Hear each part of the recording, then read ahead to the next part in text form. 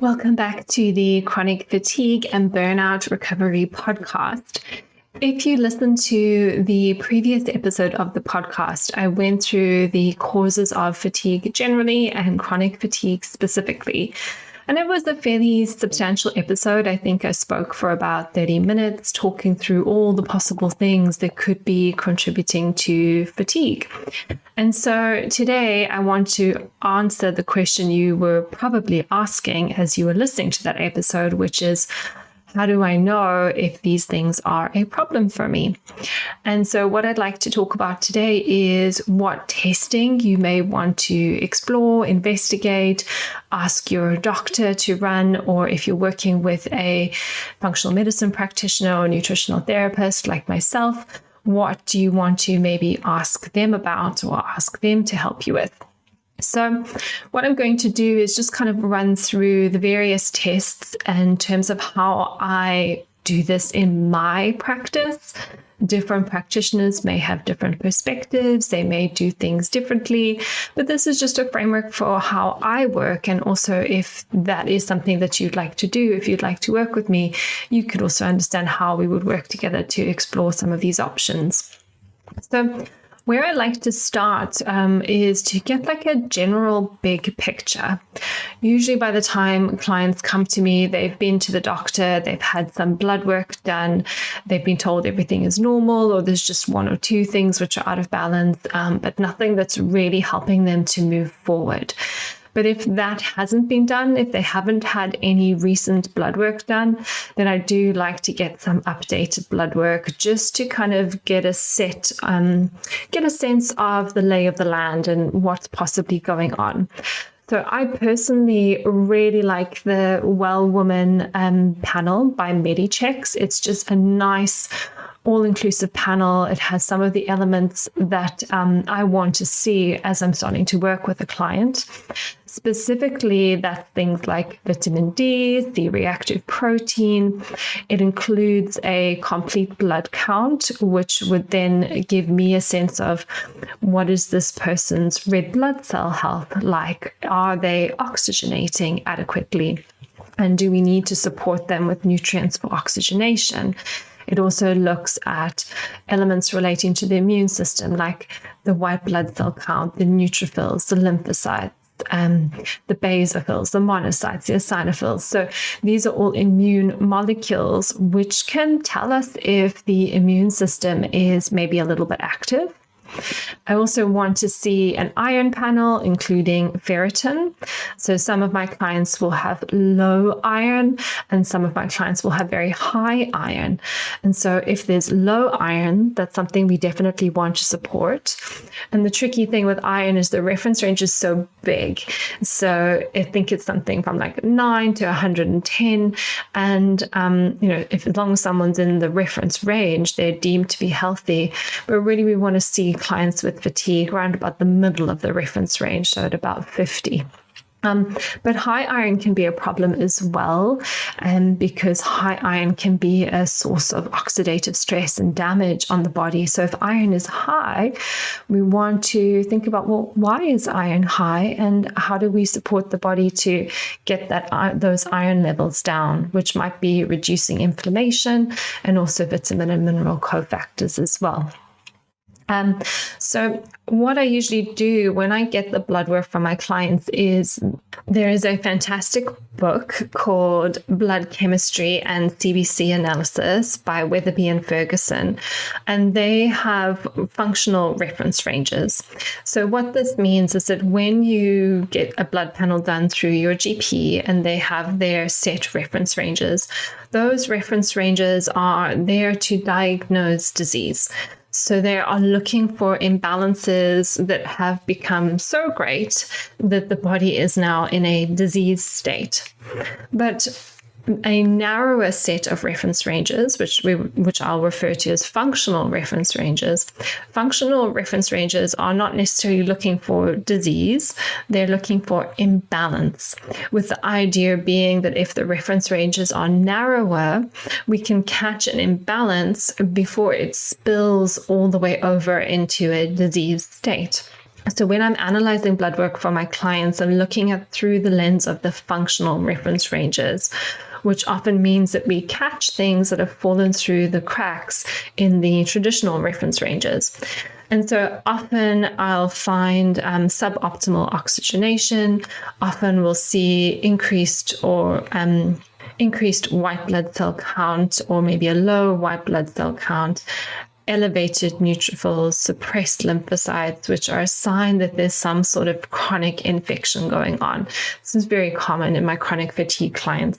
And so that's always then a little clue to suggest, okay, what could possibly be triggering this immune system? As I spoke about in the previous episode where I touched on the cell danger response, if the cells of the body still perceive that there is a threat or a danger, that's really going to limit optimal energy production. So if we're seeing clues in the complete blood count that the immune system is a little bit active, we really want to start to understand why that would be and work towards addressing it. And then that can inform, alongside the patient's case history, where we go next in terms of other testing options. The Well Woman panel by MediChecks also includes your thyroid markers, so TSH, T4, T3. If someone is showing up with a thyroid imbalance, I do like to also test maybe reverse T3 or thyroid antibodies, and MediChecks do a panel as well. If we're looking at sex hormones, then we may want to do something like a day 21 progesterone. We may want to do testosterone, sex hormone binding globulin, estrogen, FSH, LH. All of those can be done in blood. Your doctor may be able to do them for you, or you can use a company like MediChecks. If we want to dig a little bit deeper into sex hormones, then my favorite functional test is the Dutch Complete Hormones, which looks at progesterone, testosterone, estrogen, but it also looks at their metabolites, so how they're getting broken down and detoxified in the body. And it also has an adrenal profile as well, which can sometimes be useful. Additionally, what I really like about the Dutch Complete Hormones is they've got a little section at the end which includes organic acids. So it can tell us about the need for B12 and it can tell us about the need for B6. And so when we do a complete blood count, and if there's anything that's showing up in the complete blood count that may suggest oxygenation is an issue, we know that good oxygenation requires adequate iron, B12, folate, and B6. So we can rule iron in or out using an iron panel, but it's difficult then to say, does somebody need B12 or B6 or folate, or one of them or two of them or all of them? So when we do the organic acids piece in the Dutch hormones test, it helps us know, at least for B12 and B6, whether those are required or not. The only thing it doesn't cover is folate. So then that's a nice segue into the next piece, which is diving deeper and starting to understand what other nutrient deficiencies may be present and how do we support the body with those. So my big favorite test for nutrient deficiencies is going to be the NutriVal, which is a blood and urine test together offered by Diagnostic. It's quite a big test. It's very comprehensive. It's also not cheap. I offer it to my clients at the trade price, which is about £500, but you could expect to pay up to about £700 for a test like this. So I offer the savings to my clients. And this will give you a full organic acids profile. So your organic acids test will tell you about different things that are happening in the body. It can give clues to what's happening in the gut. It can give clues to what's happening with the mitochondria and energy production. It can look at neurotransmitters. It can look at branch chain amino acid metabolism, and it can look at detoxification. So why this is very useful is because what it tells us is it tells us about the functional need for certain nutrients. And so if you do a MediChecks panel, for example, you'll get a serum folate, serum B12, and serum magnesium marker. But all those markers are really telling us is how much is in the blood at that moment in time that the test was taken. It's not necessarily giving information about how much is getting into the cells and how it's being used within the cells. And so that information is what we would get from a Nutrival or an organic acids test. Because really, we're probably only going to start to see changes in serum folate or serum B12 or serum magnesium when the body is extremely depleted. We can catch deficiencies earlier if we're using a more advanced panel like a Nutrival or just the organic acids component. That will tell us also about methylation. It will also tell us about vitamin D. That can be helpful to determine if any poor oxygenation is due to the need for folate as well. So I really like the Nutrival. It will also give you a fatty acid profile. So this will tell you about if you've got a good balance of omega-3 or omega-6 in your cells. And usually all my clients are a little bit imbalanced here when we run the Nutrival test. So the next thing we want to think about is blood sugar. So blood sugar, if you're just running a basic blood test, you'll get your HbA1c, which is an indicator of your average blood sugar across a 3-month period. And that can be helpful. It's definitely helpful when I see that someone's HbA1c is out of range, but it doesn't necessarily always accurately reflect the optimal blood sugar balance and account for highs and lows that someone may be experiencing day in or day out. So if somebody has a very high blood sugar, but also has a tendency to drop to very low blood sugar, so they're experiencing peaks and troughs in blood sugar, HbA1c is the average. So the average of something very big and something very small is something that's medium.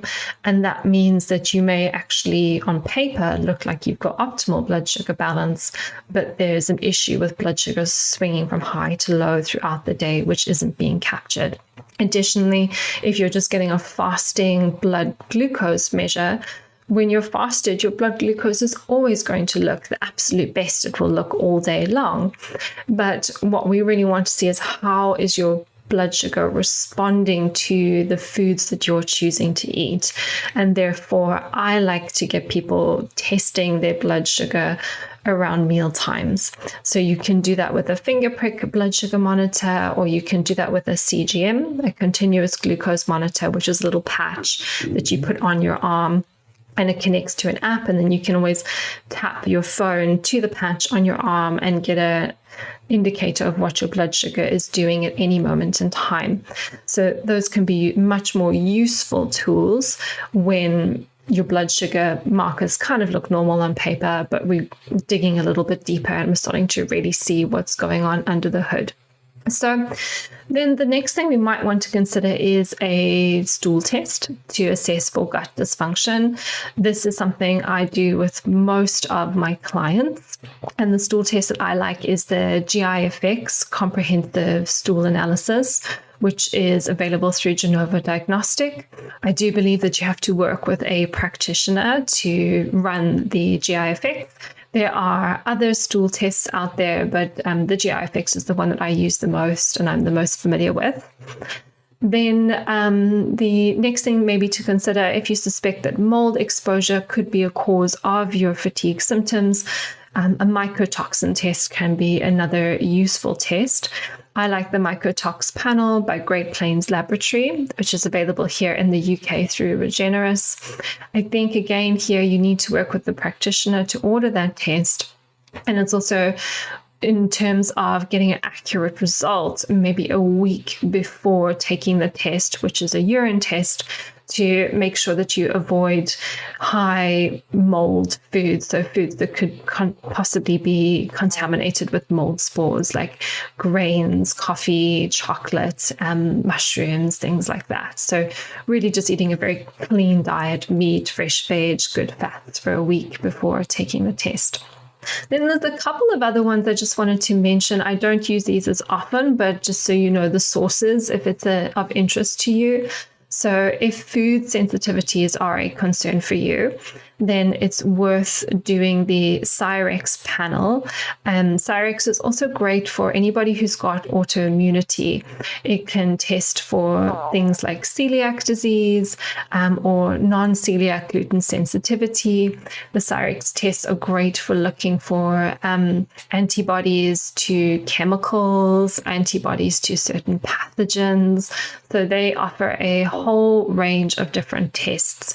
I must say that I don't often use their tests, but when I've got a client who specifically needs to do something relating to the immune system, food sensitivities, gluten sensitivity, any kind of autoimmune thing going on, then I will use the Cyrex tests, and they're my tests of choice.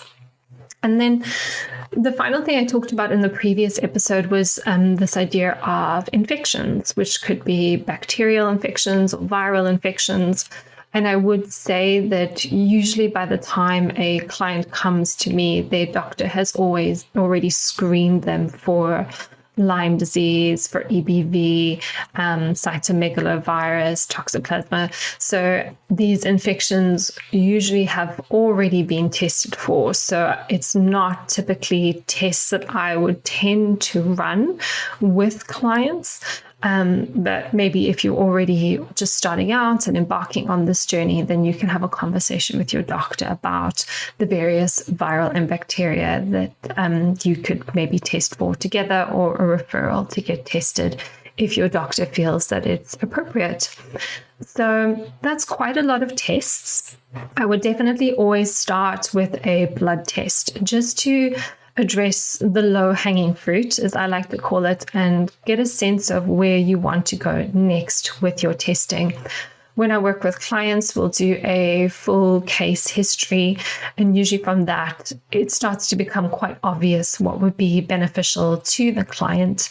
And most often, we will end up doing a blood test, a stool test, maybe a Nutrival or organic acids, and then mycotoxins if it's appropriate for the case history and the symptoms, and maybe a Dutch test if hormone imbalances are of concern to the clients. So that is everything I wanted to share with you today. I hope you have enjoyed learning a little bit more about testing. If you have any further questions, you can feel free to reach out to me on social media or take a look around my website. And I will see you again in the next episode.